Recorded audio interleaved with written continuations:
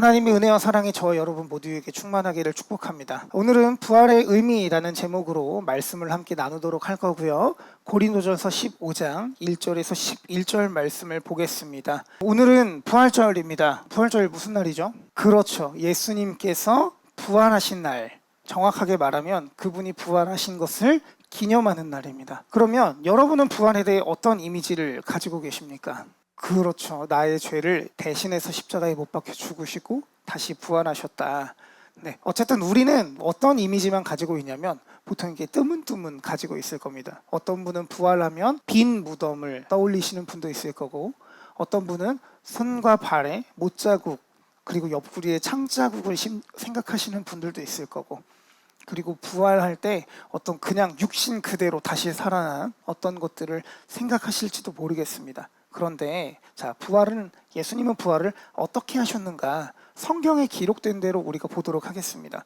예수님은 십자가에서 죽으시고 무덤에 사흘간 계시다가 다시 새로운 부활체로 부활하셨고 제자들에게 보이셨으며 40일 후 승천하시고 마지막 때에 다시 오실 것입니다. 이게 부활이에요.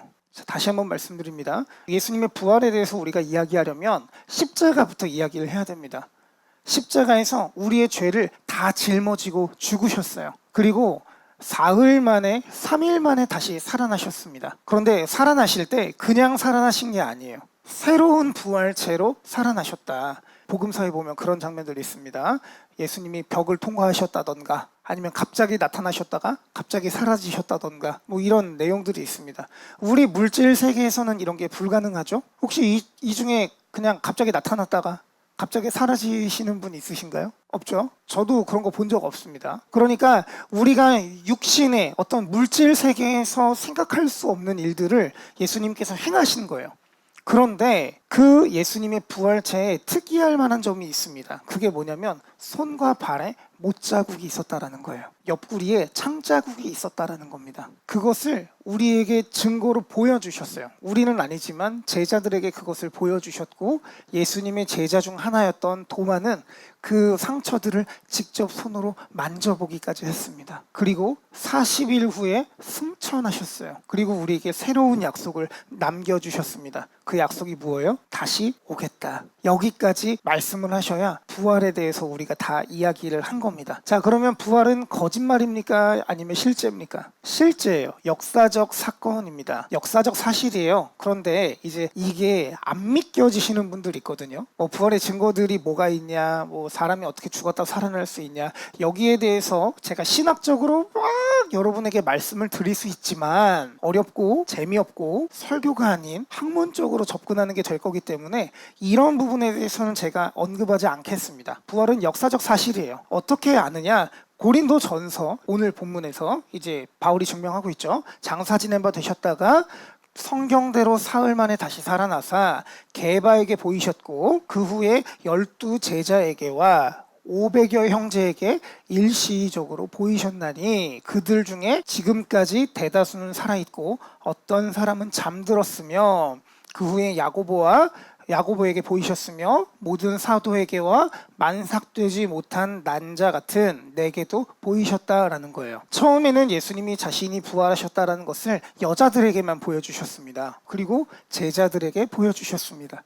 그리고 500여 명의 형제들, 예수님을 따르던 500명에게도 함께 보여주셨어요. 그런데 여러분, 이게 환상이다, 집단적으로 환각을 본 거다라고 하는데, 자, 집단적으로 동일한 환각을 볼 확률이 얼마나 될까요? 없죠. 아니, 없지는 않겠지만 거의 불가능하다고 볼 수 있습니다. 그리고 그게 환각이라는 걸 알게 되면 다 이렇게 정상적으로 돌아와요. 그 500명 중에 일부는 또 정상적으로 돌아와서 너 그거 환각 본 거야 라고 막 이야기하고 서로 설득할 수 있잖아요.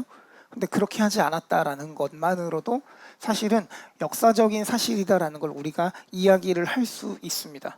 그리고 야고보와 사도들에게 보이셨고 누구에게도 보이셨어요? 바울에게도 보이셨습니다. 그런데 뭔가 이상하지 않습니까? 바울이 예수님의 부활을 봤다고요? 바울이 예수님의 부활을 봤나요? 아니면 안 봤나요? 안 봤어요? 안 봤으면 지금 성경에서 거짓말한 거 아닙니까? 바울이? 거짓말을 성경에다가 쓴 거예요. 바울이 거짓말을 하진 않았습니다. 왜냐하면 바울은 부활하신 주님을 어디에서 목도했습니까? 그렇죠. 다메섹으로 가는 그 길 위에서 예수님을 경험하게 됩니다. 그리고 그의 삶이 완전히 뒤바뀌게 되죠. 다메섹 도상에서 길 위에서 다메섹으로 가는 길 위에서 예수님을 만나기 전에 바울은 뭐 하러 다메섹으로 가는 길이었냐면 예수 믿는 자들을 죽이기 위해서 잡아들이기 위해서 가던 중이었어요. 그런데 그 길 위에서 예수님을 만나고 예수님을 전하는 자로 그 삶이 완전히 변화되게 되었습니다. 이게 부활을 경험한 자가 겪게 되는 삶의 변화인 거죠. 그런데 이 부활에 대해서 우리는 성경이 당시에 가지고 있던 문화적 어떤 역사적 배경에 대해서 좀 봐야 될 것 같아요. 자, 먼저 히브리어로 부활은 꿈이라고 합니다. 쿰은 이제 그냥 좀 약하게 발음한 거고 꿈이라고 하는데 이 꿈이라는 말은 일어나다, 이기다, 견디다, 이루다, 성취하다라는 의미가 있어요. 이 단어가 언제 쓰였냐면 제가 아마 작년에도 말씀을 드렸던 것 같은데 달리다 꿈 무슨 말이에요? 달리다 꿈 소녀여 일어나라. 회당장 야이로의 딸이 죽었습니다. 예수님께서 이 소녀가 잔다라고 하셨어요. 그래서 그 자리에서 환호하던 사람들이 예수를 비웃기 시작했습니다. 그런데 그때 예수님께서 그 소녀의 시신 앞에 가셔서 달리다 꿈 소녀여 일어나라 하니까 이 소녀가 일어나게 되었습니다. 이 죽음에서 다시 일어나다, 이기다, 성취하다 이런 뜻이 바로 이 꿈이라는 단어에 담겨 있고요. 그런데 신약 성경은 헬라어로 또 기록이 되어 있잖아요. 헬라어를 봐야죠. 자, 헬라어에서 부활이란 이스테미라고 하는데 이 이스테미라는 말은 일어서다, 일으키다라는 말이 있어요. 그런데 헬라어는 조금 어려워요. 왜냐하면 여기 이제 부활에 대해서 굉장히 설명하는 단어가 긴데 자 보겠습니다. 아나라는 단어가 있어요. 이 아나는 뭐뭐 한가운데라는 뜻이 있습니다. 그래서 아나와 이스테미를 합쳐서 아나스타시스 뭐뭐 가운데 일어나다라고 합니다. 그리고 여기에 하나를 더 붙여야 돼요. 네크로스라는 단어가 있는데 이 네크로스라는 말은 우리 준원 형제는 자주 접했을 텐데 게임에서 시체들을 조종하는 사람을 이제 그 게임에서는 네크로맨서라고 합니다. 그래서 이 네크로스라는 단어에서 나왔는데 이 네크로스라는 말은 죽음이라는 뜻이에요. 그래서 합쳐보겠습니다. 아나스타시스 네크로스 죽음 가운데에서 일어나다라는 뜻이에요.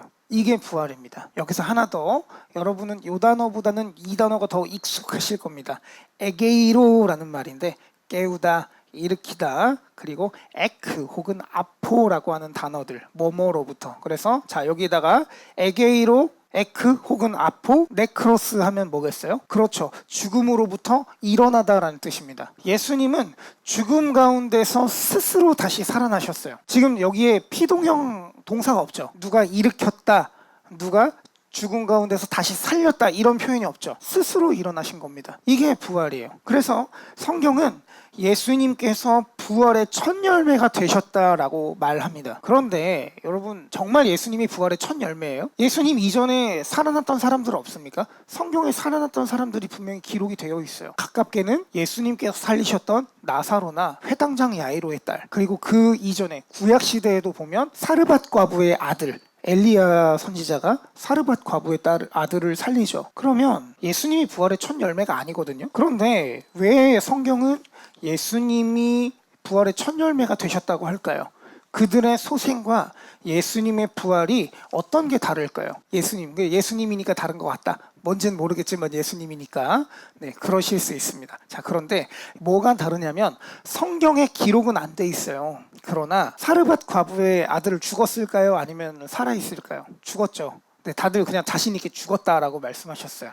나사로 죽었을까요? 살아있을까요? 죽었습니다. 회당장 야이로의 딸 죽었을까요? 살아있을까요? 죽었습니다. 지금까지 이분들이 살아계실 수가 없어요. 아마도 죽었을 거예요. 그리고 이들이 살아났을 때는 어떻게 살아났죠? 아까 예수님의 부활은 뭐가 좀 다르다고 했어요. 예수님은 부활하실 때 부활체로 살아나셨다고 말씀드렸죠. 그런데 이들은 아마 자기 원래 육체대로 살아났을 거예요. 그러나 예수님은 부활하신 이후에 지금까지 살아계십니다. 그러면 예수님은 죽으실까요? 아니에요. 영원히 살아계시며 우리를 영원히 다스리시는 분이십니다.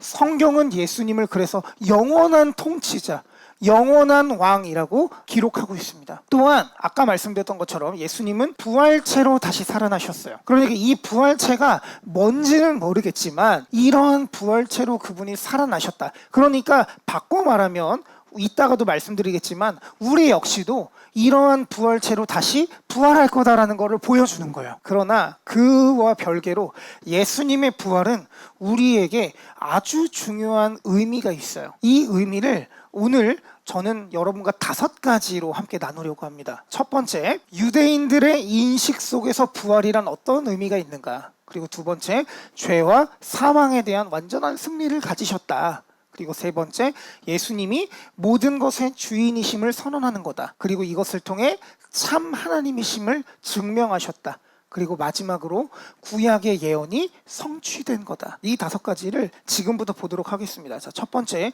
유대인들의 인식 속에서 부활이라는 게 어떤 의미가 있는가를 봐야 됩니다. 여러분, 종말론은 언제부터 있었을까요? 종말은 예수님이 태어나시기 전부터 그 중간기라고 하는데 이 중간기 시대에 이미 종말론이 많이 연구가 되고 있었다라는 거예요. 그러면서 그리스도와 메시아와 하나님의 나라와 부활에 대해서 이야기를 많이들 나누고 있었습니다. 그러니까 예수님이 오시기 전부터 이미 여기에 대한 연구들을 그 학자들, 정확하게 말하면 바리새인들, 유대의 학자들이 하고 있었다라는 거예요. 이 중에서 바리새인들은 마지막 때에 부활이 반드시 있을 거다라고 믿었습니다. 이들은 부활을 어떻게 인식하고 있었냐면 마지막 때에 억울하게 죽은 이들이 부활함으로 하나님께서 그들의 의로움을 증명하실 거라고 믿었습니다. 이게 무슨 말이냐면 여러분 예수 믿다 보면 억울하게 죽는 사람들 있었겠죠. 그리고 이 당시에는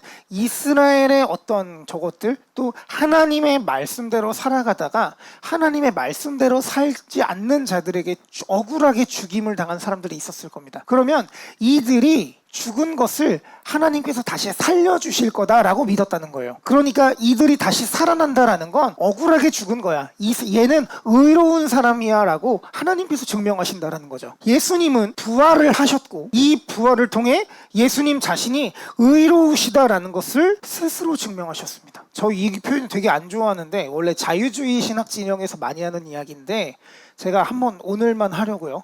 예수님이 죽으신 죄의 목이 뭡니까? 정치범이죠. 유대인의 왕이라고 자기가 사칭했다라는 거잖아요. 예수님이. 그리고 이 유대인들 입장에서는 예수님이 신성을 모독했다. 이 2가지로 죽으신 거 아닙니까? 그런데 예수님이 스스로 살아나셨다. 부활하셨다라는 건 뭐냐면 예수님이 스스로가 왕이시고 스스로가 하나님의 아들이시라는 것을 이게 거짓이라는 거예요? 아니면 진짜라는 거예요? 이게 진짜라는 걸 스스로 증명하셨다라는 겁니다. 예수님의 죽음이 억울한 죽음이었다라는 걸 증명하신 거예요. 이게 중요합니다. 여기에 더불어서 그리스도께서 부활하심으로 이 땅의 종말이 시작된 겁니다. 여러분 기억하셔야 됩니다. 종말은 언제부터 시작이에요? 십자가 사건부터 시작입니다. 종말은 예수님께서 죽으셨을 때 이미 시작된 거예요. 왜냐하면 바리새인들은 부활이 언제 일어난다고 믿었다고요? 종말에, 세상의 끝에서 하나님께서 그 억울한 자들을 살리실 거라고 믿었다는 거예요. 그래서 여러분 다시 한번 말씀드립니다. 종말은 시기가 아닙니다.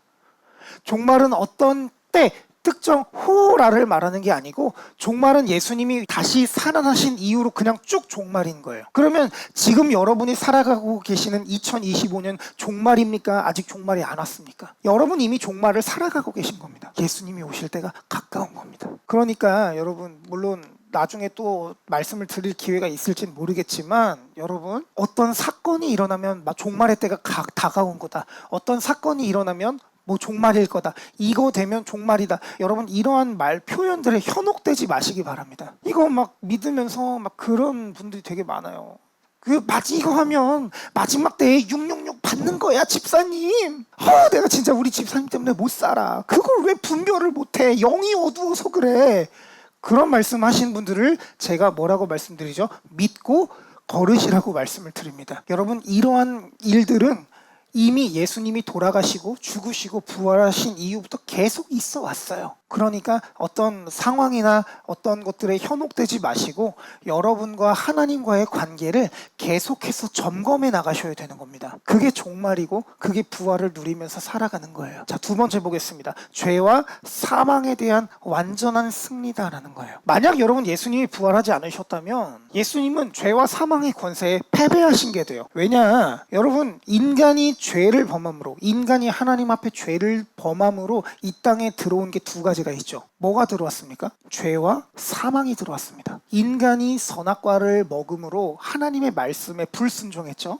이 불순종을 통해 이 세상에는 죄와 사망이 들어왔습니다. 자, 그러면 예수님이 십자가상에서 죽으셔서 우리의 죄 문제는 해결이 됐어요. 그럼 뭐가 남았어요? 사망이 남은 거예요. 죽음이 남았단 말이에요. 이 죽음의 문제까지 해결하시기 위해서 예수님이 부활하신 거예요. 그래서 죄를 대신해서 죽으시고 우리의 사망의 문제를 해결하시기 위해 다시 부활하심으로 예수님은 죄와 사망의 권세를 이기셨습니다. 이게 중요한 겁니다. 여러분, 죽음이 두려우세요? 저는 솔직히 조금 무서운데. 우리가 왜 죽음을 두려워합니까? 죽음 이후에 끝이 있다고 생각을 하는 거잖아요. 죽음이 끝이라고 생각하는 거잖아요. 그런데 예수님의 부활을 통해 우리가 뭘 알게 돼요? 죽음이 끝이 아니구나. 내 형제를 다시 만날 수 있구나. 내 그리운 가족을 다시 만날 수 있구나. 이것이 부활의 승리의 기쁨이에요. 또 예수님은 이 승리를 통해 모든 것의 주이심을 선언하셨습니다. 이 승리를 통해 예수님은 스스로가 하나님의 아들, 하나님이시다라는 걸 증명하셨어요. 여러분, 죄와 사망 권세, 사탄을 공중 권세 잡은 자라고 표현을 합니다. 그들이 이 땅의 주인이 아니라 이 땅의 참된 주인이 누구라고요? 예수님이라고요. 이 땅의 권세를 돈이 잡은 것 같지만, 어떤 특정 권력자가 이 땅의 모든 권세를 쥐고 사는 것 같지만, 실제로 이 땅의 권세는 누구 거라고요? 예수님 거라고요. 예수님 자신이 이 땅의 참된 왕이시고 영원한 왕이시고 하나님이시라고요. 이것을 증언하신 거예요. 마지막입니다. 이 예수님의 부활은 구약의 예언을 성취한 거예요. 구약에서 예수님께서 고난당하실 거다라는 것을 이미 증언했죠. 예수님의 고난에 대해서 구약의 여러 성경들이, 특히 이사야서나 에스겔 같은 성경들이 예언했습니다. 그리고 예수님은 실제로 이 땅에서 고통받고 죽으셨어요. 그런데 예수님은 태어나신 것도, 고난당하신 것도, 죽으신 것도, 부활하신 것도 모두 구약의 예언을 성취하기 위함이셨다는 거예요. 구약의 언약을 성취하셨다. 그분의 삶을 통틀어서 이 예언을 성취하셨다라는 건 우리에게 어떤 의미가 됩니까? 우리에게 재림에 대한 소망을 갖게 하는 거예요. 여러분, 혹시 자녀들과의 약속을 어긴 적이 있으십니까? 혹시 자주 어기신 분들 한번 생각을 해보십시오. 여러분이 자녀와의 약속을 자주 어기셨다면 자녀들에게 이 말을 반드시 들으셨을 겁니다. 엄마 또 약속 안 지키려고 그러잖아. 혹시 이런 말씀을 들으신 분이 있으시다면 회개하시길 바라겠고, 제가 이제 저희 어머니랑 세뱃돈을 가지고 한번 티격태격한 일이 있습니다. 부모님들 다 그러시잖아요. 엄마한테 맡겨놔. 엄마가 이거 나중에 가지고 있다가 너 나중에 달라고 하면 줄게. 제가 9살 때 그때 세뱃돈을 그래도 좀 받았어요. 한 10만 원 좀 넘게 받았던 것 같아요. 9살짜리가 그 당시에 받을 돈은 아니었습니다. 94년도였으니까. 근데 그거를 저희 어머니가 맡겠다고 하셨어요. 엄마한테 맡겨놔. 엄마가 다시 저거 해줄게. 너 어차피 그거 가지고 있어봤자 잃어버릴 거잖아. 그래서 드렸죠. 여러분, 그러면 저는 그거를 어떻게 한 겁니까? 어머니를 드린 거예요? 맡긴 거예요? 맡긴 거예요. 제 동생도 한 7만 원 정도를 받았으니까 17만 원, 거의 20만 원 되는 돈을 맡긴 거예요. 그래서 나중에 사고 싶은 장난감이 생겼어요. 저희 그때 국민학생이니까 당연히 그럴 수 있잖아요. 엄마, 나 저거 장난감 사게 돈 주세요. 맡겨놓은 거 주세요. 저희 어머니가 뭐라 그러셨냐면, 그거 다 썼지. 와, 저 그때 진짜 그 배신감이라는 게 엄청났잖아요. 그래서 그 다음 해에 1995년도에 설날이 됐습니다. 이제 인사를 다녔을 거고 세뱃돈을 받았겠죠. 저희 어머니가 또 그러신 거예요. 너 그거 어차피 네가 갖고 있어봤자 잃어버릴 거잖아. 엄마한테 맡겨놔. 10살에 제가 뭐라 그랬겠어요? 엄마 같으면 엄마 믿겠어? 여러분, 사람이 약속을 계속해서 반복해서 안 지키면 그 사람을 믿을 수 있게 돼요? 믿을 수 없죠. 이러한 개념에서 생각을 한번 해보겠습니다. 하나님께서 만약에 구약의 예언을 성취하지 않으셨다면 여러분은 그 하나님을 믿으실 수 있겠습니까? 그런데 하나님께서 인자가 이 땅에 올 거다. 그 인자가 너희의 죄를 다 짊어지고 죽을 거다. 그리고 그 인자가 다시 부활할 거다. 라는 예언을 성취하셨다면 여러분 그 하나님을 믿으실 수 있겠습니까? 믿을 수 있죠. 예수님께서 구약의 모든 예언을 성취하셨다라는 건 새로운 약속, 내가 이 땅에 다시 올 거다, 그것을 반드시 성취할 거다라는 믿음을 우리에게 주시는 것기도 하죠. 여러분, 이 땅에 하나님의 나라가 다시 올 겁니다. 아니요, 이미 이 땅에 도래했어요. 우리는 하나님의 나라를 누리고 있습니다. 그러나 거울에 비춰보는 것처럼 흐릿하게 보이는 그 하나님의 나라가 우리 눈앞에 선명하게 드러나는 날이 반드시 오게 될 거예요. 예수님께서 우리의 억울함을 반드시 풀어주실 겁니다. 여러분, 이 땅에서 예수 믿으면 힘들어요? 아니면 힘들어요? 힘들어요. 예수 믿으면 안 힘들어요? 행복해요? 하시는 분들 거짓말이에요. 물론 행복합니다. 할렐루야. 여러분 안 행복하세요? 전 너무 행복하거든요. 그런데요, 예수 믿는 삶이요 쉽지는 않아요. 지난주에도 그 설교 때 제가 뭐라고 말씀드렸습니까? 예수 믿는 거 어렵다고 말씀드렸어요. 이 땅에서 다 그렇게 살아요. 적당히 속이고, 적당히 남들 짓밟고, 적당히 거짓말하고, 편하게 융통성 있게 살아가요. 융통성이라는 이름으로 모든 게 자행이 된다고요. 그런데 그게 어렵다고요. 예수 믿는 대로 살려면 정직하게 살아야 돼요. 그게 어렵다고요. 남들이 다 속이면서 살아갈 때 나는 정직하게 살아가야 돼요. 그런데 여러분 생각해 보십시오. 여러분은 그 삶이 참으로 가치 있고 멋있다고 생각하시죠? 솔직히, 그쵸? 그런데 여러분한테 그렇게 살라고 말씀드리면요, 이러면 다른 문제가 돼요. 여러분, 죄송한 표현이지만 한국교회에서 목회자는 약간 되게 특별한 존재예요. 굉장히 높은 수준의 도덕성이 요구가 됩니다. 그래서 여러분 그렇게 말씀하시잖아요. 아니, 목사가 그렇게 살면 어떡해? 그 뉴스에서 나오는 그 범죄한 목사들을 상해서 여러분 삿대질 하시잖아요. 저 교회 성도들 진짜 불쌍하다. 그런데 그렇게 말씀하시는 여러분은요, 여러분 나무라는 거 아닙니다. 여러분을 뭐라고 하는 게 절대 아니에요. 여러분을 뭐라고 하는 게 아니고요, 여러분은 정말 그 삶을 잘 살아가고 계신가요? 여러분이 어렵다고 하는 그 삶을 여러분이 살아가셔야 된다라고 말씀을 드리는 겁니다. 자, 그러면 반대로 예수 믿는 삶이 이 땅에서 너무나도 어렵단 말이에요. 로마 교회 성도들을 생각해 보십시오. 그들이 왜 그렇게 생존의 위협을 받을 정도로 가난한 삶을 살았어야 됐습니까? 그 당시에 적당히 넘기면서 우리의 주인이 로마 황제입니다라는, 이거 그냥 신앙 고백 아니고 인사예요 라고 하면서 길드에서 경제 생활을 할 수 있었던 거 아닙니까? 그냥 적당히 타협하면서 살 수 있었던 거 아닙니까? 그런데 로마 교회 성도들에게는 그게 타협이 될 수가 없던 문제였어요. 이렇게 불편하고 힘든 삶을 우리가 살아가야 된다고요. 이게 힘들어요. 억울해요. 그러나 이 예수님의 부활과 재림이 우리에게 주는 소망은 뭐냐면, 우리의 억울함을 말씀대로 살 때 우리가 너무 힘들었던 걸 주님께서 위로하시고 보상하시고 우리의 의로움을 증명하신다라는 사실입니다. 이게 성경이 말하는 부활과 재림의 진짜 의미예요. 여러분, 말씀대로 사는 거 어려워요. 힘들어요. 그래도 우리 말씀대로 살아야 되잖아요. 그 우리 말씀대로 살아가는 우리의 힘듦을 하나님께서 위로하신다라는 사실을 기억하시기 바랍니다. 우리가 말씀대로 살아갈 때 당하는 모든 고난과 어려움을 하나님께서 아시고 우리의 의로움을 증명하신다라는 사실을 기억하시기 바랍니다. 내 원수의 목전에서 내게 상을 베푸시고 머리에 기름을 부으시니 내 잔이 넘치나이다. 나의 평생의 선하심과 인자하심이 반드시 나를 따르리니 내가 여호와의 집에 영원히 거하리로다. 말씀을 마칩니다. 여러분에게 부활은 어떤 의미인가요? 그냥 예수님이 죽으시고 부활하셨다, 달걀 까먹고 계란 나눠주고, 이런 의미가 아니고, 우리의 죄와 사망의 문제를 모두 해결하시고 우리의 의로움을 증명해 주시고 우리의 억울함을 위로하시는 그분, 그 재림에 대한 소망을 가지고 부활의 참된 의미를 누리며 살아가는 저와 여러분 모두가 되기를 예수님의 이름으로 축원합니다. 기도하겠습니다.